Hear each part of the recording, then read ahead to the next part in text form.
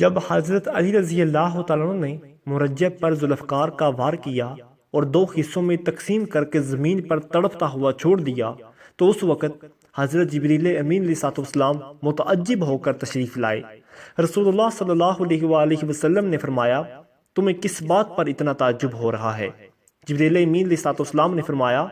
اس وقت آسمان کے تمام فرشتے مل کر لا فتنی اللہ لا سیف الذوالفقار کا نعرہ بلند کر رہے ہیں، اور مجھے ذاتی طور پر تعجب اس وجہ سے ہے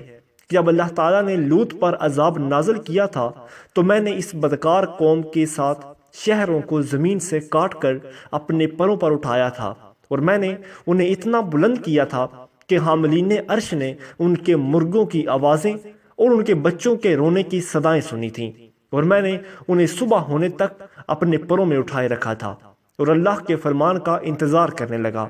مجھے ان کا بوجھ ذرا برابر بھی محسوس نہ ہوا۔ اور آج جب حضرت علی رضی اللہ تعالیٰ نے اپنی ضرب چلائی اور اللہ نے مجھے حکم دیا کہ ان کی تلوار کا کونا پکڑ لو تاکہ ان کی تلوار اس سور تک نہ پہنچ جائے جس نے زمین کے بوجھ کو اٹھا رکھا ہے، تاکہ زمین پلٹنے سے محفوظ رہے، چنانچہ میں نے حکم الہی سے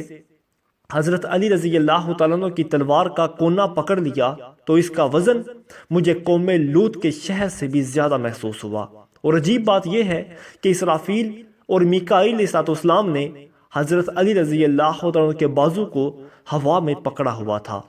یہ تھی حضور صلی اللہ علیہ وآلہ وسلم کے صحابہ اکرام کی شان، تو حضور صلی اللہ علیہ وآلہ وسلم کا اپنا مرتبہ کتنا بلند ہوگا۔